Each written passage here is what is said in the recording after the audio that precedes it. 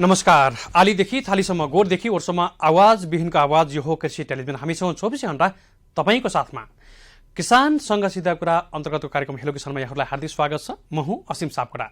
आज पनि विविध सामग्रीहरूको साथमा यहाँहरूमाझ उपस्थित भइसकेका छौँ। कार्यक्रम अवधिभर हेरेर सुनेर साथ दिनुहोला। सँगसँगै हाम्रो कार्यक्रमको विषयवस्तु अनुसार चाहिँ सहभागी भएर पनि साथ दिन सक्नुहुन्छ, यो जानकारी सुरुवातमै गराउन चाहन्छु।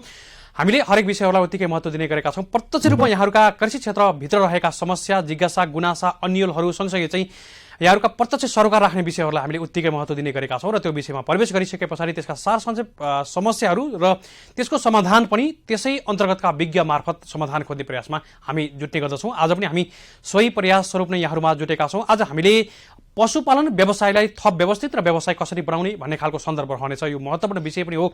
धेरै व्यक्तिहरू पशुपालनमा संलग्न हुनुहुन्छ, धेरै किसानहरू संलग्न हुनुहुन्छ। तपाईँहरूको व्यवसायलाई अझै कसरी मजबुत बनाउन सकिन्छ, कसरी व्यवस्थित बनाउन सकिन्छ र कसरी अझै व्यवसायीकरण गर्न सकिन्छ भन्ने खालको सन्दर्भ आज कार्यक्रममा रहनेछ। र यहाँहरूले पशु आहारसँग सम्बन्धित पशुपालन व्यवसाय गर्दै गर्दा आएका समस्याहरू सँगसँगै चाहिँ पशुपालन व्यवसायलाई चाहिँ व्यवस्थित र थप व्यावसायिक बनाउनको लागि के कुराहरूमा ध्यान दिनुपर्छ भन्ने खालको सन्दर्भ अथवा नयाँ व्यवसाय गर्दै हुनुहुन्छ, गर्ने सोच बनाउनु भएको छ भने पनि यहाँहरूले टेलिफोन गर्न सक्नुहुन्छ 015429 222 मा। आज पनि हामीसँग वरिष्ठ पशु आहार विज्ञ राम उद्गार महतो हुनुहुन्छ। हामी उहाँसँग करिब 50 मिनटसम्म यहाँहरूको साथमा रहन्छौँ। हामी लाइभ मार्फत नै रहन्छौँ र यहाँहरूका समस्या, जिज्ञासा र अन्यलहरूलाई पनि यहाँहरूको साथमा सँगसँगै उठाउनेछौँ। र हामीले अलिकति बढी चर्चा चाहिँ नेपालमा फस्टाउँदै गरेको व्यावसायिक बाख्रा पालन र यसलाई थप व्यावसायिक र थप व्यवस्थित कसरी बनाउन सकिन्छ भन्ने खालको सन्दर्भ पक्कै पनि रहनेछ। र हामीले हाम्रा अतिथि अर्थात् वरिष्ठ पशु आहार विज्ञ राम उद्गार महतोज्यूलाई स्वागत गर्नुभन्दा अगाडि हामीले बाख्रा पालनको सम्भाव्यता सँगसँगै बाख्रा पालनलाई प्राविधिक रूपमा भइराखेका समस्याहरू सँगसँगै हामीले एउटा आकलन गरेर एउटा विशेष रिपोर्ट पनि तयार पारेका छौँ। व्यावसायिक बाख्रा पालनसँग सम्बन्धित यो रिपोर्ट राख्छौँ। रिपोर्टभन्दा पछाडि हाम्रा अन्य विषयवस्तु रहनेछन्। हामीसँगै रहनुहोला।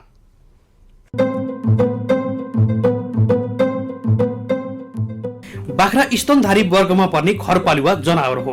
बाख्रा बोभिड परिवार अन्तर्गत पर्दछ र यिनीहरू भेडाहरूसँग मिल्दाजुल्दा हुन्छन्। यी दुवै क्याप्रिनेई सहपरिवार अन्तर्गत पर्दछन्। बाख्रा पाल्तु जनावर मध्ये धेरै उपयोगी मानिन्छ। बाख्रालाई मासु, दूध, ऊन र मलको लागि धेरै जसो किसानहरूले पालेको पाइन्छ। तर नेपालमा धेरै जसो बाख्रा चाहिँ मासु प्रयोजनको लागि पालिएको छ। बाख्राहरू विभिन्न प्रजातिका रहेका छन्। खरी, औले, तराई र सिन्हाल नेपालका रैथाने बाख्रा हुन् भने नेपाल बाहिरका आयातित जातहरूमा बोयर, जमुनापारी, बारबारी, सानन, बिटल, सिरोही पनि रहेका छन्। नेपाल सरकारको गरिबी न्यूनीकरणको उद्देश्य हासिल गर्न कृषि क्षेत्रको ठूलो योगदान पुर्याउन सक्छ बाख्राले। यसमा कसैको दुई मत छैन। कृषि मात्र यस्तो क्षेत्र हो जसले कोभिड-19 को कारणबाट स्वदेश फर्किएका बहुसंख्यक युवालाई रोजगारी प्रदान गर्न सक्छ। हाल नेपालको कुल ग्राहस्थ उत्पादनमा करिब 35% कृषि क्षेत्रले ओगटेको छ। FAO को 2010 को तथ्याङ्क अनुसार संसारमा प्रति वर्ष प्रति व्यक्ति मासुको उपभोग औसत 41.9 किलोग्राम रहेको छ, जबकि आर्थिक वर्ष 2073-74 को आर्थिक सर्वेक्षण अनुसार नेपालमा प्रति वर्ष प्रति व्यक्ति मासुको उपभोग 14 किलोग्राम मात्रै रहेको छ। खसीको मासुको माग परिपूर्ति गर्न वर्षेनी 4 देखि 5 लाख बाख्रा तथा खसी भारतबाट आयात हुँदै आएको छ, जुन कुल मागको 12 देखि 15% हुन आउँछ। यो बाहेक पनि तेस्रो मुलुकबाट वर्षेनी फ्रोजन मासुको आयात हुँदै आएको छ। औसतमा 4 पशु प्रति घर परिवार रहे तापनि घरेलु मागलाई पूरा गर्न जीवित पशु तथा तयारी मासुको आयात गर्नुपर्ने अवस्थाले नेपालमा मासुको माग र आपूर्तिको सन्तुलन मिलाउन देशभित्र नै मासुमा प्रयोग हुने पशुपालनलाई बढाउन जरुरी छ। बाख्रा पालन निर्वाहमुखी रूपमा मात्रै रहेको आकलन गर्न सकिन्छ। कृषकहरूमा व्यावसायिक बाख्रा पालन सम्बन्धी थोरै मात्र ज्ञान हुनुले पनि यो व्यवसायलाई आशातीत हिसाबले अगाडि बढाउन नसकिरहेको अवस्था हामीसँग छ। नेपालमा पाइने विभिन्न प्रजातिका वयस्क बाख्राको तौल औसतमा 25 देखि 30 किलोग्राम मात्र हुन्छ। यति थोरै तौल हुनुको मुख्य कारण हाडनातामा प्रजनन हुनु पनि हो। गाउँमा नस्ल सुधारिएको ब्याड बोकाको कमीले गर्दा हाडनातामा प्रजनन भइरहेको छ। आहारको उचित व्यवस्थापन नहुनु, रोगमा यथेष्ट ध्यान नपुग्नु, छनोट प्रजनन व्यवस्था नहुनु आदि कारणबाट उत्पादकत्वमा वर्षेनी ह्रास हुँदै आएको छ। गाउँघरमा उपयुक्त प्रविधिको अनुसन्धान, विकास र अवलम्बनको कमी, दक्ष जनशक्तिको अभाव आदिले गर्दा आशातीत रूपमा उत्पादकत्वमा वृद्धि हुन सकेको छैन। सरकारले राष्ट्रलाई मासुमा आत्मनिर्भर बनाउने नीति अनुरूप विभिन्न माध्यमद्वारा किसानलाई प्रोत्साहन गर्ने रणनीति अपनाउँदै आएको छ। यस सन्दर्भमा सरकारले किसानलाई आर्थिक अनुदान तथा जिन्सी सहयोग पनि गर्दै आएको छ। यति हुँदाहुँदै पनि किसानहरू व्यावसायिक बाख्रा पालनमा त्यति आकर्षित नहुनु र बाख्रा पालन गरेका कृषक समेत यही व्यवसायमा टिकिरहन नसक्नुको कारण यो व्यवसायको समस्या आर्थिक नभएर प्राविधिक हो भन्नेमा अधिकांशको मत रहेको छ। नेपालमा पछिल्लो समयमा बाख्रा पालन व्यवसाय अँगाल्ने मानिसहरूको संख्या निकै बढिरहेको पनि पाइन्छ। एकातर्फ नयाँ नयाँ व्यवसायीहरूको यस क्षेत्रमा आकर्षण बढिरहेको छ भने अर्कोतर्फ उचित व्यवस्थापन मिलाएर पाल्न नसकिएको अवस्था पनि छ। त्यसैले व्यावसायिक रूपमा बाख्रा पालन व्यवसायको सुरुवात गर्नुभन्दा पहिले यस सम्बन्धी ज्ञान हासिल गर्नु, व्यावहारिक रूपमा व्यावसायिक र नाफामूलक व्यवसाय कसरी बनाउन सकिन्छ भन्ने कुरा थाहा पाउनु पनि नितान्त जरुरी रहेको छ। नेपालको हकमा पशु पंक्षी पालन मध्ये बाख्रा पालन एउटा यस्तो व्यवसाय हो जसको लागि आगामी केही वर्षसम्म बजारको बिल्कुलै अभाव हुँदैन। अपेक्षित वृद्धिका लागि सन्तुलित आहार खुवाउन पनि जरुरी रहेको छ, जसका लागि घाँसको प्रजातिहरूको विकास र विस्तारमा ध्यान पुर्याउनु आवश्यक छ। थोरै मात्रामा प्रोटिन भएका बहुवर्षीय घाँस जस्तै बकाइलो, इपिल, किम्बु, भटमासे जस्ता घाँसको समेत विस्तार गर्नुपर्छ, जुन कुरा यस क्षेत्रको हावापानी हेरेर प्राविधिकको सल्लाह अनुसार रोक्नुपर्ने हुन्छ। बढ्ने उमेरका पाठापाठी र पेट बोकेका तथा सुत्केरी बाख्रालाई प्रोटिन तथा क्याल्सियमको आवश्यकता बढी हुने हुनाले सन्तुलित दाना खुवाउन पनि जरुरी रहेको छ। यस्तै बाख्रालाई फाइबर, क्याल्सियम र मिनरलको पनि आवश्यक हुने हुनाले सुकेको पराल अनि मिनरल पाइने घाँस, नुन आदि खुवाउनु पर्ने हुन्छ।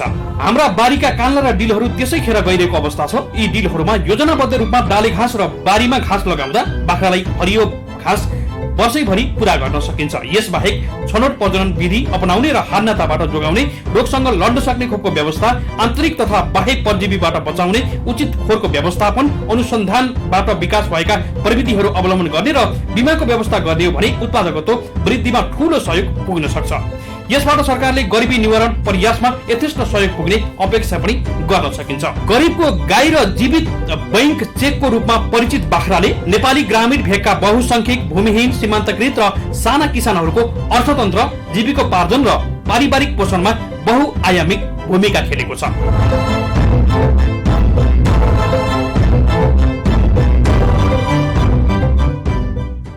हजुर, हामीले बाख्रा पालन व्यवसायको सम्भाव्यतालाई नजिकबाट हेर्ने प्रयास गरेका छौँ र सँगसँगै नेपालमा सरकारबाट भएका विभिन्न कार्यक्रमहरू, विभिन्न शीर्षकमा भएका लगानीहरू चाहिँ अझै पर्याप्त छैनन् भन्ने खालको सन्देश, सँगसँगै चाहिँ आर्थिक पाटोबाट यो क्षेत्रमा लगानी कमी नभएर चाहिँ यो प्राविधिक रूपमा चाहिँ कमी देखिएको भन्ने आकलन पनि हामीले रिपोर्टबाट प्रस्तुत गरेका थियौँ र यही नै विषयमा हामी करिब कार्यक्रम अवधिभर नै छलफल पनि गर्दैछौँ। यहाँहरूका समस्या, जिज्ञासा र अन्यलहरू छन् भने चाहिँ 01943222 टेलिफोन गर्न सक्नुहुन्छ। हामीसँग पशुविज्ञ राम उद्गार महतो हुनुहुन्छ, हामी उहाँलाई स्वागत गर्दछौँ। डाक्टर साहब नमस्कार, यहाँलाई स्वागत छ। आराम हुनुहुन्छ? ठिकै छ। अहिले केमा व्यस्त हुनुहुन्छ? अहिले हजुरको त्यही सामुदायिक स्वास्थ्य वातावरण विकास केन्द्र एउटा तपाईँ बालाजुमा गङ्गा हलको पछाडि छ, अनि त्यसैमा हामी ट्रेनिङको पार्टहरू हजुरको गरिरहेको छौँ। ट्रेनिङ दिइराख्नु भएको छ? हजुर हजुर। बाख्रा पालनकै अहिले हजुर, त्यो सानो मोडलमा कहिले तपाईँको बाख्रा पालन, कुखुरा पालन, होइन, बङ्गुर पालन, अब यी स्वरोजगारमा जान चाहना इच्छा राखेको साथीहरू तर आधारभूत ज्ञान नभएकोलाई तपाईँको आधारभूत ट्रेनिङहरू दिएर उहाँहरूलाई तपाईको एउटा व्यवसायीकरण गराउने, लाइभ स्टकको औद्योगिकरण गराउने त्यो पार्टमा हामीले काम गरिराख्नु भएको छ। काम गरिरहेको छ। अब हामी अरू पशुहरूको कुरा अलि पछाडि गर्छौँ, त्यो सँगसँगै चाहिँ हामीले पंक्षी पालनको पनि अलि पछाडि कुराकानी गर्छौँ। पोल्ट्री लगायतका अन्य पंक्षीहरू पछिल्लो समयमा पालिएका र सन्दर्भ सम्भावना भएका पंक्षीहरूको पनि हामी कुराकानी गर्छौँ। अलिकति बाख्रा पालन व्यवसायले नजिकबाट हेर्न चाहन्छु। जस्तो नेपालमा राम्रै धेरै किसानहरू आबद्ध भएर राम्रै जीविकोपार्जन चलेको क्षेत्र बाख्रा पालन व्यवसाय र यसलाई अझै थप व्यवस्थित र व्यावसायिक बनाउन सकियो भने चाहिँ अझै थपले रोजगार पाउन सक्ने खालको सेक्टर पनि यो सेक्टर देखिन्छ। यति हुँदै पनि हामीले आशातीत लाभ लिन सकेका छैनौँ। कतिपय अवस्थामा चाहिँ उत्पादन लागत पनि वृद्धि हुने र भनेअनुसार नाफा नआउने कता केही किसानहरू, सबैमा त होइन, केही किसानहरूमा वितृष्णा पनि देखिरहेको छ। अब यसलाई उत्पादन लागत कसरी घटाउने र आम्दानी कसरी बढाउने भन्ने खालको महत्त्वपूर्ण सन्दर्भको विषयमा छलफल गर्नको लागि पनि यहाँसँग जोडिन खोजेको छु मैले। बाख्रा पालन व्यवसायको अवस्था कस्तो छ र यसलाई नाफामुखी बनाउनको लागि के गर्नुपर्छ? खासमा टेक्निकल कुरा चाहिँ के रहेछ खासमा नाफामुखी बनाउनको लागि चाहिँ? एकदम एक्ज्याक्टली सापकोटाजी, तपाईँले आज किसानहरूलाई बाख्रा पालनमा कुन प्रश्नको खोजी गर्नु थियो कुन विषयमा बहस गर्नुपर्ने छ, हाम्रो किसानले कुन विषयलाई बुझ्नुपर्ने छ, त्यो कुराको उठान गर्नुभएको छ। यो बाख्रा पालन वास्तवमा बाख्रा पालनलाई हामीले नाफायोग्य व्यवसाय कसरी बनाउन सक्छौँ त? हामीले त्यो बाख्रा पालनमा कुन कुन प्रविधिलाई हामीले जोड्नु पर्ने आवश्यक छ, हैन? हामी बाख्रा पालन के को लागि गर्ने त, हैन? हामी के भन्छौँ भने बाख्रा पालन के को लागि? मासु उत्पादन गर्नको लागि हो, हैन? होइन। हामीले नाफायोग्य व्यवसाय बनाउनको लागि बाख्रा पालनलाई हामीले एउटा प्रजनन केन्द्रको रूपमा, स्रोत केन्द्रको रूपमा, पाठापाठी भ्यालु एडिसन गर्नु पर्यो क्या सर। बाख्रा पालेर त्यसबाट उत्पादित हैन पाठापाठीलाई हामीले बिउको रूपमा बेच्नु पर्यो, स्रोत केन्द्र खडा गर्नु पर्यो। अब 1 मिनटको लागि लिऊ, हामीले हाम्रो नेपाली बाख्राहरू छ, हामीले बाख्रा पालेर बाख्रालाई मासु काटेर उपयुक्त उमेर भनेको 1 देखि 1.5 वर्ष हो, उपयुक्त स्लटर एज। त्यो बेलामा हाम्रो बाख्रा हजुरको कति केजी हुन्छ त? हजुरको 18 देखि 25 केजीसम्म हाम्रो नेपाली बाख्रा, हैन? त्यसलाई हामी मार्केटमा बेच्न गयो भने हजुरको कति पैसा पाउँछ त? 18,000 22,000, हैन? धेरै भयो भने 25,000 रुपैयाँ। कति दिनमा? 1 वर्षदेखि 1.5 वर्षको भित्रमा, हैन? अब हामीले के भन्छौँ भने किसानहरूलाई हामीले के गर्नु पर्यो भने बाख्रा पालन हामीले के गर्नु पर्यो भने स्रोत केन्द्रको रूपमा स्थापना गर्ने र हामीले खडी भयो, तराई बाख्रा भयो, बोयरको क्रस भयो, हैन? यी बाख्राहरू हामीले उत्पादन गरेर हामीले पाठापाठी बेच्ने। पाठापाठी कस्तो बेच्ने भने हजुरको 3 महिनाको भएपछि तपाईको अब हामीले 75-87% को यदि बोयर छ भने हामीले 3 महिनाको यदि बोयर भयो भने 75% को बोयर यदि 3 महिनामा भयो भने आमाको दुध छोड्यो भने त्यो हजुरको 12 देखि 12 केजी हुन्छ, 12 केजी 12.5 केजी हुन्छ। हो, त्यो 12 केजीलाई हामीले कतिमा बेच्ने हो भने 3 महिनामा हामीले 1.5 वर्षमा गएर 25,000 रुपैयाँ तिर जाने होइन कि हामीले 1.5 महिनाको पाठापाठीलाई, पाठी छ भने तपाईको लाइभ वेटमा 1 केजी छ भने हजुरको 2,000 मा बेच्ने, हैन? पाठी तपाईको 10 केजी हुन्छ 20,000 मा बेच्ने। 3 महिनामा बेच्ने 12 केजी छ भने हजुरको 4,000 रुपैयाँ लिएर तपाईको बिउको लागि, प्रजननको लागि तपाईको बेच्ने। यसलाई हामीले 4,000 हजुरको 12 चौक 48,000 मा बेच्ने, 50,000 मा बेच्ने। र जब बढ्दै गयो 6 महिनामा बेच्नु, हामीले बिउको लागि नै बेच्ने। 3 महिनामा बेच्ने, 6 महिनामा बेच्ने, 12 महिनामा बेच्ने, 18 महिनामा बेच्ने। अब 18 महिनामा त हजुरको हाम्रो बोयरसँग क्रस गरायो भने त त्यो त हजुरको 60-70 केजी हुन्छ। हो, 60 केजी 70 केजी भयो भने त्यसलाई तपाईको लाइभ वेटलाई घटाउँदै जाने, जति कम उमेरको छ बढाउँदै जाने, किनभने वेट कम हुन्छ नि त, हैन? अनि तपाईको 1 वर्षको त 1.5 वर्षको त हजुरको 70 केजी भइहाल्छ त, हैन? हो, त्यसलाई 2,000 मा लाइभ वेटको 2,000-1,500 रुपैयाँ राखेर तपाईको बेच्ने भन्दाखेरि हामीले 1 वर्ष 1.5 वर्षमा हामीले बेच्यौँ भने 70-80 केजी बनाएर भन्यो भने 1 लाख 1.5 लाखमा तपाईको बेच्नु पर्यो, हैन? एउटा स्रोत केन्द्रमा हामीले स्रोत केन्द्रको अवधारणामा हामी जानुपर्ने हुन्छ। जस्तो सरले भन्दै गर्दा चाहिँ सबैलाई स्रोत केन्द्र आवश्यक पनि नहोला। जस्तो पाठापाठी जुन तयारी अवस्थामा ब्रिडिङको लागि बेच्दै गर्दा चाहिँ त्यो बजारको समस्या अहिले त छैन, तर पछि सबैले गर्न थाले भने चाहिँ त्यो पनि समस्या आउला कि बजारको भन्ने कुरा पनि रहन्छ। हो, ल ठिक छ। त हाम्रो अवधारणा के, हाम्रो सोच के हुनु पर्यो भने एउटा स्रोत केन्द्र खडा गर्ने। सरले भने जस्तै यो 2 वर्ष 4 वर्ष 5 वर्ष सबैले गर्न थाल्यो भने त कसलाई चाहियो? अहिले त कसैलाई मतलब अहिले झुन्डको झुन्ड मान्छे बाख्रा पालनप्रति आकर्षित भएछ। हाम्रो ट्रेनिङ सेन्टरमा त हजुरको दिनको तपाईको 2-3 वटा ग्रुप आउँछ हामीलाई बाख्रा पालनको ट्रेनिङ दिन, सहकार्य गर्न, तपाईको परामर्श लिन, हैन? कोही ट्रेनिङै लिन। त भोलि पर्सि गएर सरले भनेको कुरो तपाईको त्यो पोइन्टमा हामी जान सक्छौँ। अहिले छैन, अहिलेको लागि हामी आदिनु पर्दैन। अब हामीले के गर्नु पर्यो भने त्यसको लागि हामी मासु बेच्ने हो भने हाम्रो बुझ्नु पर्यो हाम्रो लोकल बाख्राको ग्रोथ रेट कति छ हैन। हाम्रो लोकल बाख्रा तपाईको तराईमा हुने तराई बाख्रा हैन, मध्य पहाड काठमाडौँसम्मको वातावरणसम्ममा हाइटमा तपाईको खडी बाख्रा, हामीले खडी बाख्राको शारीरिक वृद्धि दर कति हो त? 60-65 ग्राम पर डे हैन। यदि मासुको रूपमा हामीले बेच्ने हो भने अरू सबै गुण राम्रो छ। हाम्रो तराई बाख्रामा सबै गुण राम्रो छ। जुम्ला तिम्ला पाठापाठी जन्माउँछ हैन। तपाईको ट्युनिङ एबिलिटी एकदमै राम्रो छ। किडिङ इन्टरभल तपाईको छिटै ब्याउने, 8 महिनामा ब्याउने, रोगसँग लड्ने क्षमता बढी छ। हाम्रै किसानको गोठखोर तपाईको घाँसपात हैन, दाना पानी आहार विहार रेखदेखमा तपाईको एकदम एडप्टेबल छ हैन, एडप्टेबल छ। अरू सबै गुण राम्रो छ। एउटा गुणलाई हामीले सुधार गर्न सक्यो भने के गुणलाई सुधार गर्नु पर्यो भने यसको हजुरको शारीरिक वृद्धि दर जुन छ यो चाहिँ कमजोर छ हाम्रो बाख्रामा, मासुको लागि बेच्ने हो भने हैन।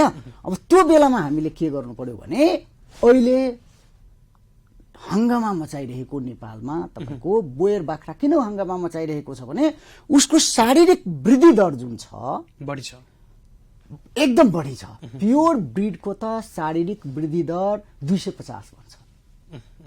क्रस गराइदिनु भयो भने हजुरको 125 देखि 150 छ हैन। हो, हामीले मासुको लागि यदि टार्गेट गरेछौँ भने हामीले के गर्नु पर्यो भने अहिले नेपाल कृषि अनुसन्धान परिषदको बाख्रा अनुसन्धान कार्यक्रम बन्दीपुरले के भनिरहेको छ भने किसानलाई मेसेज, उहाँको रिसर्चको तथ्याङ्कले के मुख खोल्दैछ भने नेपालमा हजुरको 75% को बोयर तपाईको बनाएर बेच्नुहोस्। त्यो भयो भने के हुन्छ भने हाम्रो बाख्रा 18 देखि 25 केजी हुन्थ्यो भने 75% को बोयर जुन छ त्यो क्रस गरायो भने त्यो कति केजीको हुन्छ त? हजुरको 60-70 केजीको हुन्छ हैन।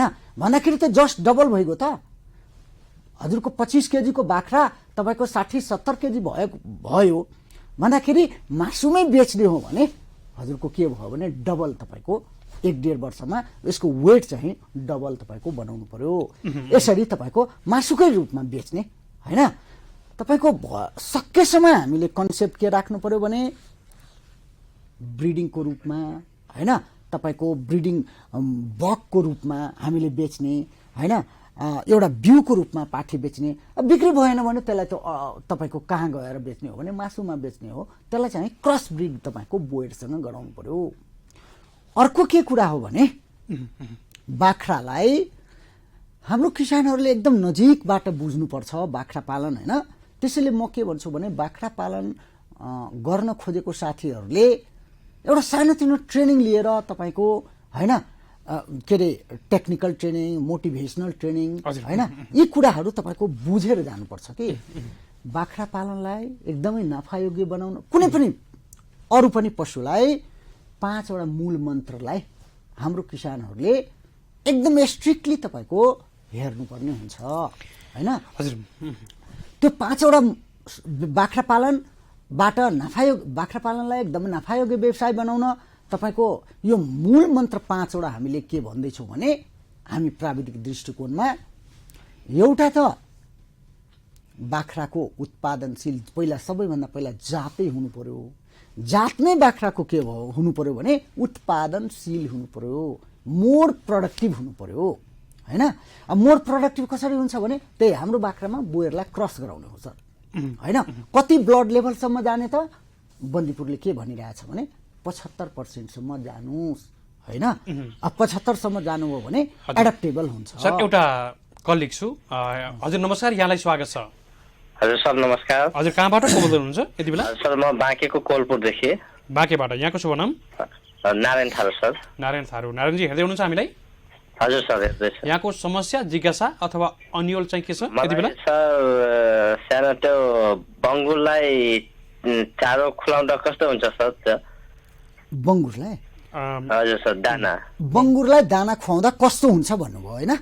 हजुर सर। हो, बङ्गुर हुन्छ के? हो, बङ्गुरलाई दाना खुवाएर नै पाल्ने पशु हो हजुर। यसलाई टोटल घाँस खुवाएर तपाईँको पाल्न हामी सक्दैनौँ बङ्गुरलाई त हामीले दानै खुवाएर पाल्ने हो होइन। अब यसलाई हामीले दाना खुवाउँदाखेरि हजुरको कोस्ट अफ प्रोडक्सन घटाउनलाई मात्र हामीले केही मात्रामा घाँस खुवाउन सक्छौँ। टोटल फिडको हजुरको 20% मात्रै हामीले घाँस दिन सक्छौँ। त्यो पनि कस्तो घाँस दिन सक्छौँ भने कम फाइबर्स भएको घाँस पातहरू, बढी फाइबर्स भएको घाँस यसलाई दियो भने पचाउन सक्दैन र टोटल फिडको जस्तो एउटा बङ्गुरलाई दिनको हजुरको 4 केजी दाना दिनुपर्छ, 4 केजी होइन। अब त्यो 4 केजी दानाको टोटल फिड भयो त त्यसको 20% होइन भन्दाखेरि झन्डै तपाईँको 800 ग्राम तपाईँको घाँस तपाईँको दिनमा दिन सक्नुहुन्छ। तर कस्तो घाँस? कम फाइबर्स भएको, त्यसलाई पकाएर त्यसमा भएको फाइबर्सलाई तपाईँको टुक्राएर तपाईँको दिनुपर्ने हुन्छ र हामीले दानैमा राखेर पाल्ने हो होइन। दाना नै दिनुपर्ने हुन्छ, दाना खुवाएर नै तपाईँको बङ्गुरलाई पाल्ने जनावर हो। त्यसैले दाना दिँदा त अति उत्तम हजुर, दाना दिएर पाल्ने भनेको राम्रो कुरा हो। नारायणजी यहाँको अरू जिज्ञासा छ यहाँको केही बाँकी? हजुर सर, दाना त धेरै प्रकारको छन्, कुनमा खुलाउन ठिक हुन्छ? हो कुन चाहिँ अब कुन चाहिँ दाना दिने होइन। अब हामीले के बुझ्नु पर्यो भने बङ्गुरलाई कति प्रतिशत प्रोटिन लेभलको दाना दिनु पर्यो होइन, यो बुझ्नु जरुरी छ। जस्तो कुन पशुलाई कति प्रोटिन लेभलको दाना दिए भने उसको तपाईँको शारीरिक ग्रोथ तपाईँको हुन्छ होइन। अब कुखुरालाई तपाईँको 23% को प्रोटिन भएको दाना दिनुपर्छ, गाईलाई 14% प्रोटिन भए पुग्छ होइन। त बङ्गुरलाई तपाईँको यो 9 ग्राउने जनावर भएकोले यसलाई तपाईँको 16 देखि 18% प्रोटिन भएको दाना यसलाई दिए भने 18% को प्रोटिन यसलाई बङ्गुरलाई तपाईँको दिए भने यसको समग्र विकासमा राम्रो हुन्छ होइन। अनि अझै तपाईँको पाठापाठी छ त्यसलाई भने प्रोटिन लेभल अलिकति बढाउनु पर्छ होइन। अनि ठुलो एडल्टलाई हजुरको 18% प्रोटिनले यसलाई पुग्छ होइन। हजुर हामीसँग नारायणजी हुनुहुन्थ्यो, यहाँहरूका पनि समस्या जिज्ञासा र अन्यहरू छन् भने चाहिँ 015430-222मा टेलिफोन गर्न सक्नुहुन्छ। हामीले पशुपक्षी पालन व्यवसायलाई चाहिँ कसरी थप व्यवस्थित र व्यावसायिक बनाउने भन्ने खालको सन्दर्भमा हामी छलफल गरिरहेका छौँ। हामीसँग वरिष्ठ पशु विज्ञ राम उद्गार महतो हुनुहुन्छ, हामी उहाँसँग विभिन्न विषयहरूमा छलफल गरिरहेका छौँ। यहाँहरूका समस्याहरू छन् भने चाहिँ 015430-222। यहाँहरूले यति बेला हामीलाई कृषि टेलिभिजनको राष्ट्रिय च्यानल मार्फत लाइभमा एकैसाथ, त्यसै गरी कृषि टेलिभिजन आइडी हाम्रो फेसबुक पेज मार्फत पनि एकैसाथ हेर्दै हुनुहुन्छ अनि सुन्दै पनि हुनुहुन्छ। यहाँहरू टेलिफोन गर्दै गर्नुहोला। यद्यपि हाम्रो विषयलाई कार्यक्रम अवधिभर चाहिँ सुन्नुभयो भने धेरै जानकारी यहाँहरूलाई प्राप्त हुनेछ, हामीले यो भने महसुस गरेका छौँ। सर, अब नाफामूलक कसरी बनाउने भन्ने खालको महत्त्वपूर्ण विषय नै आज हामी यही विषयमै छलफल गर्छौँ। यहाँले भनि पनि राख्नु भएको छ। अब नेपाली किसानहरूसँग औषधमा चाहिँ ज्ञान चाहिँ छ तर पर्याप्त छैन। जस्तो प्राविधिक समस्या आइहाले भने पनि तुरुन्तै समाधान गर्नको लागि एउटा त्यो खालको संयन्त्र किसानमा छैन, अथवा त्यो खालको जानकारी अवेरनेस अलिकति छैन जस्तो पनि लाग्छ। यो जानकारी र यो प्राविधिक समस्या चाहिँ के हुन सक्छन्, अरू समस्याहरू चाहिँ? अब एउटा त हजुरको त्यो प्राविधिक कुरो जुन छ, कमसे कम एउटा बाख्रा पालक किसानले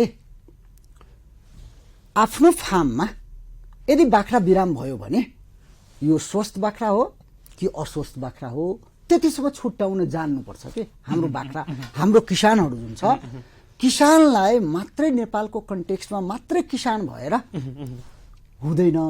यो यदि बाख्रा पाल्ने हो भने बाख्राको प्राविधिक पनि बन्नुपर्ने हुन्छ उहाँलाई होइन। एटलिस्ट तपाईँको उहाँलाई हामीले एउटा विज्ञ बाख्राको उपचारको एउटा विज्ञ बनेर होइन, तर एउटा प्राथमिक उपचार उहाँले गर्न सक्नुपर्छ फार्म प्रबन्धकले होइन भने एभ्री स्टेपमा, प्रत्येक स्टेपमा हामीलाई दिनमा त्यत्रो बाख्रामा तपाईँको केही न केही भइरहेको हुन्छ। त एउटा फार्म प्रबन्धकले अथवा हाम्रो फार्ममा त्यस्तो म्यान पावर एउटा हुनु पर्यो होइन, अथवा त्यस्तो पार्टनर हुनु पर्यो, त्यस्तो अनर हुनु पर्यो कि बाख्रालाई छुट्याउन सक्नु पर्यो कि यो बाख्रा बिमार हो कि बिमार छैन। बिमार हो यदि हामी पत्ता लगाइसकेपछि, यसलाई हामीले सिम्प्टोमेटिक ट्रिटमेन्ट तपाईँको गर्न सक्नुपर्छ। सिम्प्टोमेटिक लक्षणको आधारमा हामीले उपचार गर्न सक्नुपर्छ। सर हामीले यो कुराकानीलाई एकछिन पछाडि हामी निरन्तरता पक्कै पनि दिन्छौँ र यहाँहरूलाई पनि आग्रह गरेको छु यहाँहरूका समस्या जिज्ञासा अन्यहरू छन् भने चाहिँ 0154 सिधा टेलिफोन गरी सहभागी हुन सक्नुहुन्छ। हामी भने लाग्दैछौँ छोटो विश्रामभन्दा पछाडि खण्डमा पुनः आउँछौँ, हामीसँगै रहनुहोला। हजुर, कार्यक्रममा पुनः स्वागत छ। हामी यति बेला कार्यक्रम हेलो किसानमा रहेका छौँ। कृषि टेलिभिजनको राष्ट्रिय च्यानल मार्फत हामी लाइभमा देशैभरि एकैसाथ रहेका छौँ भने यति बेला हामीलाई कृषि टेलिभिजन एचडीबाट पनि एकैसाथ लाइभमा हेर्दै हुनुहुन्छ अनि सुन्दै पनि हुनुहुन्छ। असीम सापकोटाले यहाँहरूलाई साथ दिइराखेको छु र आज हामीसँग वरिष्ठ पशु विज्ञ राम उद्गार महतो हुनुहुन्छ। हामी उहाँसँग विभिन्न विषयहरूमा छलफल गरिरहेका छौँ। पशुपक्षी पालन व्यवसायलाई चाहिँ थप व्यवस्थित र व्यवसाय कसरी बनाउने अथवा चाहिँ अझै नाफामुखी कसरी बनाउने, उत्पादन लागत कसरी घटाउने र त्यसबाट उत्पादन र उत्पादकता कसरी वृद्धि गर्ने भन्ने खालको महत्त्वपूर्ण सन्दर्भ पनि जोडिराखेका छौँ। सँगसँगै यहाँहरूले जुनसुकै जिज्ञासा रहे भने पनि टेलिफोन गर्न सक्नुहुन्छ 0154 र यद्यपि हामीले अलिकति बाख्रा पालन व्यवसायलाई यो टेक्निकल रूपमा आइरहेका समस्याहरूलाई पनि हामीले सँगसँगै सम्बोधन गर्ने प्रयासमा पनि रहेका छौँ। सँगसँगै यहाँहरूले टेलिफोन गर्न सक्नुहुन्छ 0154 सर पुनः स्वागत छ। यहाँले 2-4वटा कुरा भनिराख्नु भएको छ। अलिकति रोग व्यवस्थापन र यो रोग लागेको पशु कसरी चिन्ने, जस्तो अहिले बाख्राकै हामी कुराकानी गर्दै गर्दा चाहिँ रोग पनि एउटा रोगको विषयमा हामी जानकार हुनु आवश्यक छ, आफै प्राविधिक पनि हुनु आवश्यक छ भन्नुभएको छ। यो सम्भव होला अथवा प्राविधिक चाहिँ कसरी बन्ने भन्ने खालको आम किसानको जिज्ञासा छ यति बेला? हजुर यो बन्नै पर्छ सर। यो एउटा गाई पालक, एउटा भैँसी पालक, एउटा बाख्रा पालक जुन छ नि सर, त्यो एउटा जुन फार्मिङमा गएछ हाम्रो साथीभाइ किसानहरू, त्यसको प्राविधिक तपाईँको हेल्थ वर्कर तपाईँको बन्नै पर्ने हुन्छ कि बन्नै पर्ने हुन्छ। अब सरले यो प्राविधिक रूपमा कसरी तपाईँको रोगहरू कसरी चिन्ने के हो त हैन। अब पहिला हामीले पशुलाई रोग केलाई भन्ने, पहिला किसानले त्यही कुरा बुझ्नु हैन, व्हाट इज डिजिज के हो त हामी के भन्छौँ भने रोगमा तपाईँको त्यसलाई घ्यारै गर्यो हैन, तपाईँ निमोनिया भयो, त्यही रोग होइन। रोग भनेको त के हो भने चेन्ज इन्टु एबनर्मल स्ट्याटस हो रोग। सामान्य अवस्थाबाट असामान्य अवस्थामा परिवर्तन हुनु भनेको रोग हो। एकदम किसानले बुझ्ने भाषा भनेको यो हो। त सामान्य अवस्थाबाट असामान्य अवस्थामा परिवर्तन हुनु भनेको के हो भने बाख्राले खाइरहेको छ, उग्राइरहेको छ, हिँडिरहेको छ हैन, पुच्छरले झिङ्गा धपाइरहेको छ हैन, एकदम यताउति तपाईँको चञ्चल छ, रोग छैन। त्यसको बिहेभियरमा हैन, चालचलनमा हामीले बाख्रालाई बाहिरबाट पनि हेर्दाखेरि हामीले अवलोकन गर्नु पर्यो, यो बाख्रा रोगी हो कि निरोगी हो कि भन्ने हामीले बाहिरबाट तपाईँको फिनोटाइपिक हामी भन्छौँ अब्जर्भेसन, सबैभन्दा पहिला अब्जर्भेसन गर्नु पर्यो बाख्राको, गाईको, भैँसीको, भेडाको, बाख्राको। के अब्जर्भेसन गर्ने हैन भन्दाखेरि सबैभन्दा मुख्य गरेर हामी सबैभन्दा अरू केही नभए पनि यो मजल जुन हुन्छ उनीहरूको, ओठ जुन हुन्छ उनीहरूको हैन, त्यो चाहिँ रसिलो हुनु पर्यो, त्यो चाहिँ भिजेको हुनु पर्यो, मोइस्चरेट हुनु पर्यो। यदि मोइस्चरेट छ भने पशु स्वस्थ छ हामी बुझ्नु पर्यो, ड्राई छ पशु अस्वस्थ छ हामीले बुझ्नु पर्यो हैन। त्यसपछि हजुरको हामीले आँखा हेर्नु पर्यो, पशुको आँखा ड्राई छ कि रसिलो छ कि रातो छ कि, रातो भयो भने तपाईँको अस्वस्थ भइगयो, कचेरो लागेको छ अस्वस्थ भइगयो, आँसु आइरहेको छ अस्वस्थ भइगयो हैन। अब हामीले के अरे मजल हेर्ने, आँखा हेर्ने हैन, त्यसपछि अरूको श्वास प्रश्वास कस्तो भइरहेछ त, पशुले कस्तो श्वास प्रश्वास लिइरहेको छ त, सास लिन गाह्रो भइरहेको छ कि, सास प्रश्वास जोडले लिइरहेछ कि सास लिएको थाहै भइरहेको छैन कि हैन। यी कुराहरू मेजर रूपमा हामीले अवलोकन गर्ने हैन।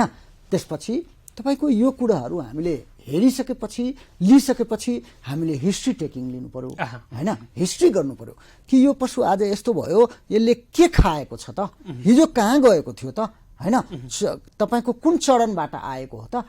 अनि हुनसक्छ उसले भन्ला तपाईँको राति भोज थियो, त्यो बोका खुलेर त्यहाँ भोजको एक कठौती भात खाइदियो। हामीलाई तपाईँको के कारणले तपाईँको बिमार भयो भन्ने कारक तत्त्व हामीलाई थाहा हुन्छ। रोगको कारक तत्त्व भयो भने त्यसको उपचार गरे भने 100% रोग ठिक हुन्छ, तुरुन्तै भइहाल्छ, तुरुन्तै हुन्छ हैन। त रोगको कारक तत्त्व चाहिँ सबै रोगको कारक तत्त्वहरू हाम्रो किसानहरूलाई हामीलाई थाहा नहुन सक्छ। त्यही पनि हामीले तपाईँको एकदम नजिक जान हामीले खोज्नुपर्छ। त्यसैले किसानसँग हिस्ट्री अथवा फार्ममा बस्नेसँग तपाईँको हिस्ट्री लिनुपर्छ। हिस्ट्री लिइसकेपछि तेस्रो हामीले अवस्थामा होइन हामीले टेस्ट गर्नुपर्ने हुन्छ केही कुरा। अब टेस्ट त के कुरा, मान्छेमा त तपाईँको ल एक्सरे गरेर ल्याउनुहोस्, गोबर जचा के अरे ब्लड टेस्ट गराएर ल्याउनुहोस्, युरिन टेस्ट अब हामी के टेस्ट गर्ने त होइन। जुम्लाको गाउँमा एउटा प्राविधिक गयो भने त्यहाँ के टेस्ट गराउँछ त एउटा गाईलाई एउटा बाख्रालाई। त टेस्टको नाममा एउटा मात्रै हतियार छ हामीसँग। तपाईँको अब यो भन्दै गर्दा अर्को अर्थ नलागोस् तपाईँको अरू टेस्टै छैन कि भनेर होइन, मैले एउटा फिल्डको कन्सेप्टमा गएर एउटा किसान एउटा लेम्यानले एउटा तपाईँको फार्म प्रबन्धकले टेस्टको नाममा एउटा टेस्ट तपाईँको जानिराख्नुपर्छ उहाँले होइन। के टेस्ट? एउटा थर्मामिटर लिएर त्यो पशुको बडी टेम्परेचर चाहिँ तपाईँको थाहा पाउनु पर्यो टेस्टको नाममा। हामी जति पनि, किनभने हामी गर्ने भनेको सर पशुमा सिम्प्टोमेटिक ट्रिटमेन्ट हो क्या होइन। हामी सिम्प्टोमेटिक ट्रिटमेन्टमा जाने भएकोले हामीले एउटा कुरो चाहिँ जान्नुपर्छ कि यो पशुलाई चाहिने बडीमा तापक्रम भन्दा बढी छ कि कम छ। तापक्रम चाहिँ उसलाई चाहिने भन्दा कम छ कि बढी छ। कम भए पनि बिमार भयो, बढी भए पनि बिमार भयो होइन। तापक्रम उसलाई चाहिने भन्दा बढी भयो कि बिमार भयो। अब यसको मतलब त त्यो जान्नलाई त कुन पशुको तापक्रम नर्मल बडी टेम्परेचर कति हुन्छ यो चाहिँ पहिलेदेखि एउटा थाहा हुनु पर्यो। अब यो त सामान्य कुरा हो, एउटा सामान्य 1-2 दिनको ट्रेनिङले तपाईँको सबैलाई थाहा हुन्छ के सर होइन। अनि तपाईँको बडीको टेम्परेचर लिन अब जस्तो बाख्राको तापक्रम तपाईँको 103 डिग्री हो नर्मल होइन, त्यो थाहा पाइराख्नु पर्यो। गाईको हजुरको 102 डिग्री हो, भैँसीको तपाईँको 101 डिग्री हो होइन, तपाईँको कुकुर बिरालोको 102 डिग्री हो, सङ्गुर बङ्गुरको 102 डिग्री हो। त यो कुरो तपाईँको एउटा फार्म प्रबन्धकले तपाईँको एज तपाईँको टेक्निकल पार्टमा थाहा भइराख्नुपर्छ। अनि तपाईँको टेम्परेचर बढी भयो भने हो अब केही फार्माकोलोजिकल कन्सेप्टहरू त्यो मान्छेलाई थाहा हुनु पर्यो। पशु स्वास्थ्यमा प्रयोग गर्ने 8-10 वटा औषधिको नाम, काम, मात्रा, प्रयोग गर्ने विधि, प्रयोग गर्दा अपनाउनु पर्ने सावधानीहरू थाहा भयो त तपाईँको एउटा मध्यम वर्गको तपाईँको एउटा ग्रास रुट लेभलमा काम गर्ने प्राविधिक त भइहाल्यो अब होइन, भइहाल्यो। र त्यति प्रत्येक फार्म प्रबन्धक अथवा त्यो फार्मको एउटा पार्टनर अथवा एउटा त्यहाँको काम गर्ने मान्छे यति कुरो हामीले जान्नै पर्छ होइन। अब त्यो औषधिहरू होइन तपाईँको के भयो, जस्तो ज्वरो आयो भने के दिने होइन, बाख्राले तपाईँको श्वास प्रश्वास सम्बन्धी समस्या भयो भने के दिने होइन, बाख्राले तपाईँको खोक्यो छिक्यो भने के दिने, कुनै ठाउँमा घाउ भयो एकदमै तपाईँको एकदम घाउ भयो गनाइसक्यो होइन, तपाईँको त्यसलाई सुकाउन के दिने होइन, डायरिया भयो भने के दिने, यी तपाईँको केही कुराहरू 10-15 वटा मेडिसिनहरू एउटा सानो डिस्पेन्सरी एउटा अस्पताल सानो अस्पतालै बनाउनु पर्छ एउटा फार्ममा डिस्पेन्सरी। र त्यो धेरै गाह्रो कुरा, त्यो आवश्यक नै भयो, त्यो एकदम आवश्यक। जस्तो 2-4 दिनको तालिम भन्नुभएको छ यहाँले, त्यति नै पर्याप्त हुन्छ यो? यही कुरा अहिले टेक्निकल कुरा चाहिँ म त के भन्छु भने एउटा किसानलाई 3 दिनको तालिम दियो भने पर्याप्त छ। एउटा 3 दिनको तालिमले उहाँलाई एउटा प्राविधिक तपाईँको ग्रास आफ्नो फार्मको प्राविधिक होइन हामी बनाउन सक्छौँ होइन। अब यो इन्टरभ्यूमा सुन्दै गरेको मान्छेहरूलाई पनि तपाईँको लाग्ला कुनै मेरै साथीलाई प्राविधिकलाई होइन कुनै डाक्टरलाई लाग्ला कस्तो कुरा गरिराख्नु भएको छ। तर हो के सर, त्यो 3 दिनको तालिम लिएर त्यसमा त्यो मान्छेले लाग्नुभयो, भिर्नुभयो, त्यो डिभोसन, आफ्नो डिभोसन कति छ। जस्तो कि सर यहाँले भनिराख्नुहुन्छ बेला बेला हामीलाई पनि यो कार्यक्रममा भनिराख्नु भएको छ 3 दिनको पर्याप्त पनि हो, पुरै पनि हो, अथवा केही पनि होइन, मानेन भने केही पनि होइन। हो सही कुरा हुन्छ। 3 दिनको ट्रेनिङ लिएको मान्छेले 3 दिनको ट्रेनिङ केही पनि होइन, 3 दिनको ट्रेनिङ तपाईँको सबै थोक हो। 3 दिनको ट्रेनिङ लिएको मान्छे यस्तो खतरनाक प्राविधिक सरलाई म इक्जाम्पलको रूपमा प्रत्यक्ष रूपमा देखाउन सक्छु कि यो गाई ब्याउँछ कि ब्याउँदैन भन्ने कसैले सोध्यो, यो प्राविधिक 3 दिनको ट्रेनिङ लिएको मान्छेले यो गाई त ब्याउँछ भन्यो। अनि त्यहाँ सबै वर्षको मान्छे भाइ यो गाई ब्याउँछ, कस्तो यो प्राविधिकको कस्तो डाक्टर हो भनेर, यो त गाई त बाजी राख्ने हो। 3 दिनको ट्रेनिङ लिएको मान्छेले कस्तो बाजी राख्यो भने नि सापकोटा सर, यो गाई ब्याउँछ ल बाजी राख्ने, तपाईँहरू 5-5 हजार रुपियाँ राख्ने। यदि यो गाई 2 महिनाभित्रमा बिहाएन भने तपाईँको एउटा खुक्री पनि ल्याएर यहीँ राखौँ, 3 दिनमा भित्र के 2 महिनाभित्रमा भएन भने यो हातलाई काटिदिन्छु भन्दाखेरि यति कन्फिडेन्स लेभलमा पुगेको यो 3 दिनको तालिम लिएर पनि तपाईँको। त्यसमा यो शिक्षाहरू कस्तो छ, यो प्राविधिक शिक्षा कस्तो हुन्छ नि सापकोटा सर, यो लर्निङ बाई डुइङ हुन्छ क्या। प्र्याक्टिसले मान्छेलाई पर्फेक्ट बनाउँदो। बिबिएससी गर्ने बित्तिकै आएर तपाईँको त्यो सबै कुरो जान्ने तपाईँको हुँदैन सर कि, त्यसमा लाग्ने भिड्ने तपाईँको कति हुन्छ होइन। प्र्याक्टिकल फिल्डमै हुनु पर्यो जति बेला पनि। त्यो प्र्याक्टिकल गरेको मान्छे हुनु पर्यो, त्यसमा लागेको हुनु पर्यो, भिडेको हुनु पर्यो। तालिम लियो फेरि नुनतुल बेच्न गयो भने त केही पनि आउँदैन त। हामीले भेटनरी जेटिएको ट्रेनिङ दिन्छौँ सर 18 महिना, कोहीलाई केही पनि आउँदैन, कोही एकदम खुनखार तपाईँको प्राविधिक। सर निकै महत्त्वपूर्ण विषय एकदमै आकर्षक ढङ्गले यहाँ भनिराख्नु भएको छ। यो कुराकानीलाई अन्तिम खण्डमा निष्कर्षमा हामी जान्छौँ। एउटा हामी टेलिफोन कल लिइहाल्छौँ। हजुर नमस्कार, यहाँलाई स्वागत छ। हेलो सर नमस्ते। नमस्ते, कहाँबाट को बोल्दै हुनुहुन्छ? म चितवनबाट रामकुमार ठकुरी सर। रामकुमार ठकुरी। रामकुमारजी हेर्दै हुनुहुन्छ हामीलाई? सर त्यो मेरो के अस्ति मैले समस्या राखेँ। हजुर भन्नुहोस् न। हजुर त्यो बाख्रा पाठो क्या अब लगभग 1 महिना भयो, आज 18 गते भोलि 18 गते होइन। हजुर अब त्यो मैले गाईको दुधहरू खुवाइरहेको थिएँ, अनि अरू चाहिँ गाईको दुधहरू खुवाएर अब चाहिँ त्यसलाई त अब झन् दुधै खुवाइ बढ्दै जान्छ, दुध त खाइरहन सकिएन। अब त्यसलाई थप त्यो चना पिठोहरू कसै कति त्यो तरिकाहरू यसो भनिदिनु पाएर सर। हो त्यसलाई के गर्ने भन्ने सर, त्यसलाई हामीले सरले भनेको अब सधैँभरि तपाईँको गाईको दुध अथवा ल्याक्टोजन किनेर कति दिनसम्म खुवाउने त सकिएला त सकिँदैन। अब त्यसलाई मिल्क रिप्लेसर भन्छौँ क्या सर हामीले। दुधको सट्टा काम गर्ने तपाईँको, त्यसलाई दुध जस्तै काम गर्ने तपाईँको के हो त हजुरको, के हो भने भटमासको पिठो है सर। भटमासको पिठोलाई पानीमा घोलेर होइन दिने र त्यसलाई टेस्ट बढाउनलाई त्यो पाठापाठीलाई त्यो राम्रोसँग खाउन् भन्ने 1 चम्चा यदि सकिन्छ भने 1 चम्चा ल्याक्टोजिन त्यसमा हालिदिने है सर। यदि सकिँदैन भने सक्कर हुन्छ नि, गुड हुन्छ नि, भेली हुन्छ नि गाउँघरमा, त्यसलाई राम्रोसँग हजुरको के अरे अलिकति पिँधेर त्यसको धुलो बनाएर त्यसमा राखेर अनि त्यसपछि तपाईँको यो भटमासको पानीमा घोलेर त्यसलाई नै हजुरको पिलाउनु भयो भने त्यो नै तपाईँको मिल्क रिप्लेसरको दुध जस्तै काम गर्छ, हजुरलाई सस्तो पनि पर्छ। यसरी हामीले हजुर मात्रा कति कति होला के कस्तो हुन्छ? 1 लिटरमा 1 लिटर पानीमा हजुरको 400 ग्राम तपाईँको पाउडर मिसाउनु सर 1 लिटर पानीमा है सर। अनि 1 लिटर पानीमा 400 मिसाउनुहोस्।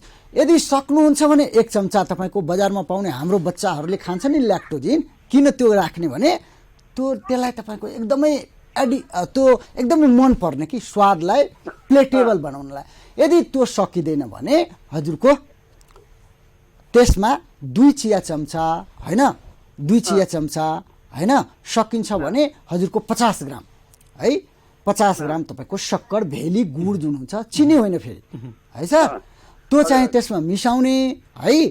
मिसाउने अब त्यो मिसाउनलाई पहिला तपाईँको पहिले बाहिर धुलो बनाउने सर, अनि त्यसमा हालिदिने, अनि त्यसमा तपाईँको बोटलिङ गरेर खान दिने। यो गर्दाखेरि हजुरको त्यसलाई रिक्वायरमेन्ट भएको तपाईँको पौष्टिक तत्त्वहरू पनि प्राप्त हुन्छ होइन, र तपाईँलाई सस्तो पनि तपाईँको पर्न जान्छ। त्यसैले मिल्क रिप्लेसरको व्यवस्था गर्नुपर्छ हामीले। हुन्छ सर। अनि हामीले खुवाउँदाखेरि दुधदानीबाटै खुवाउने हो कि त्यो चाहिँ भाँडा राखेर आफै खाने बानी हो? अब पहिला खाँदैन भने दुधदानीबाट पहिला अब तपाईँ त पहिला बानी बनाउनु भएको छ नि हजुरको दुधदानीबाट। दुध खाइरहेको दुधदानीबाट। त्यही त दुधदानीबाट खुवाउने र त्यसलाई बिस्तारै अब के गर्ने भने तपाईँको भाँडोमा राखेर तपाईँको बानी लगाउने हो क्या सर। अब धेरै दिनसम्म उसलाई चाहिँ अब जबसम्म खाँदै खाएन दुध दानीमै खुवाउनु पर्यो होइन सर। अब त्यसलाई तपाईँको दुध दानीमा खुवाउनुभन्दा पहिला भाँडोमा राखेर खान दिने, दुध दानीमा नदिने है सर। अब दुध दानी के अरे भाँडोमा खाँदै खाएन होइन, अब लास्ट उपायमा त उसलाई भोकै राख्नु भएन, दिनु पर्यो होइन भने केही बेरसम्म कुनै बट्कोमा होइन कुनै तपाईँको भाँडोमा त्यो पाउडर बनाएको राख्ने, अनि खाएन भने छोडिदिने, तपाईँको आधी घन्टासम्म नदिने, बोटलिङ नगर्ने।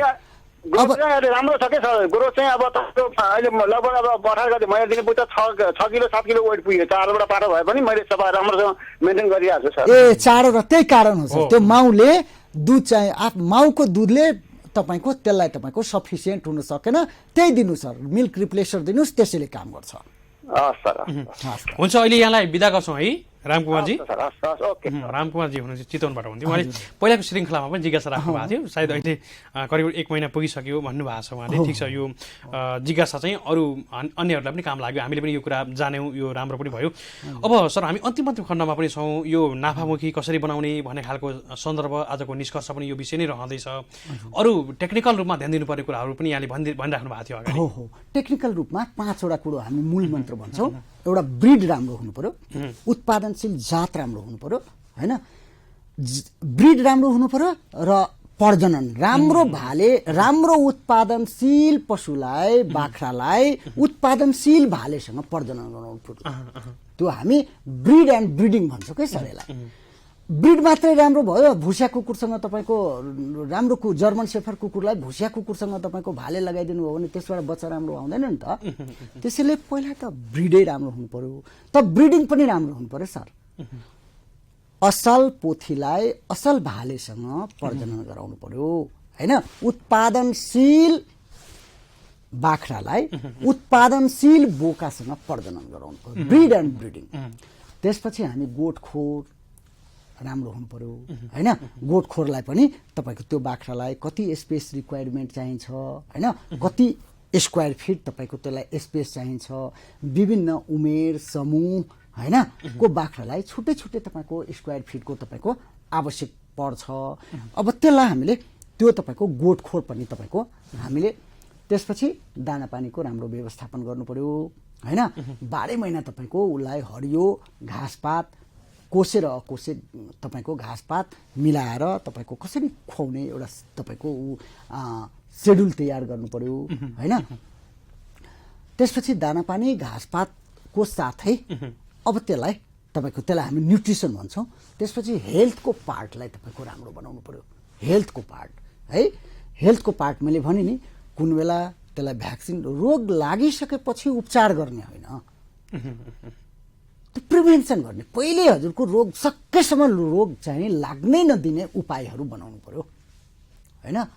त हेल्थको पार्टमा रोग लाग्नै नदिने भनेको त्यसलाई हामीले भ्याक्सिनहरू दिनु पर्यो होइन, जुन बाख्रामा एकदमै खतरनाक, एकदमै सङ्क्रामक, एकदमै हैजाको रूपमा जुन रोगहरू 2-4वटा रोग छ, जस्तो एकदमै खतरनाक बाख्राको त हजुरको पिपिआर रोग भनिन्छ है, इन्टेरोट्याक्सोमिया भनिन्छ र 6 मासे, यो 3वटा रोग बाख्राको एकदम खतरनाक रोग। बाख्रालाई लाग्यो भने हजुरको भट्टाभट मर्न थाल्छ होइन।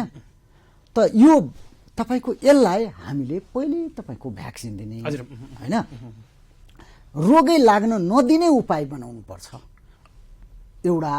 अर्को तपाईँको रोग लागिसकेपछि त उपचार गर्नै पर्ने भयो होइन। यो कुरो हेल्थको पार्टमा एउटा प्रिभेन्सन गर्ने, एउटा ट्रिटमेन्ट गर्ने है सर।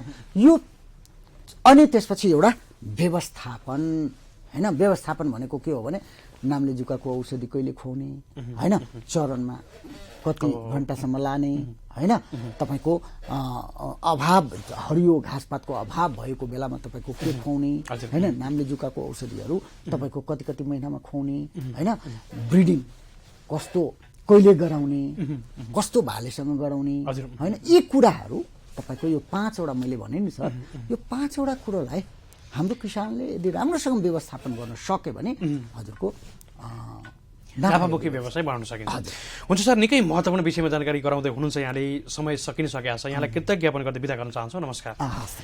हजुर, हामीले हाम्रा अतिथि अर्थात् वरिष्ठ पशु विज्ञ राम उद्गार महतोज्यूलाई बिदा गरिसकेका छौँ। उहाँले धेरै कुराहरू भन्नुभएको छ, टेक्निकल कुराहरू हामीले केही मात्रै ध्यान दिँदा पनि हामीले यसलाई नाफामुखी बनाउन सकिन्छ भन्ने खालको महत्त्वपूर्ण सन्देश दिँदै बिदा भइसक्नु भएको छ र केही कुराहरू अपूर्ण अझै रहे। हामीले अर्का श्रृङ्खलामा पक्कै पनि यो विषयलाई अझै जानकारी दिनेछौँ भन्दै आजको समय सकिसकेको हुनाले पनि हामीले बिदा माग्नुपर्ने समयमा आइसकेका छौँ। यहाँहरूले देशैभरबाट टेलिभिजनको माध्यमबाट हेर्नुभयो, त्यसै गरी हामीले अनलाइनको माध्यमबाट यहाँहरूले हेर्दै हुनुहुन्छ। यहाँहरू सबैप्रति कृतज्ञ ज्ञापन गर्दै असीम सापकोटा यहाँहरूको माझबाट बिदा हुने अनुमति माग्छु। जय कृषि जय किसान, समृद्ध कृषि नेपालको सानो हेर्दै गर्नुहोला कृषि टेलिभिजन। नमस्कार।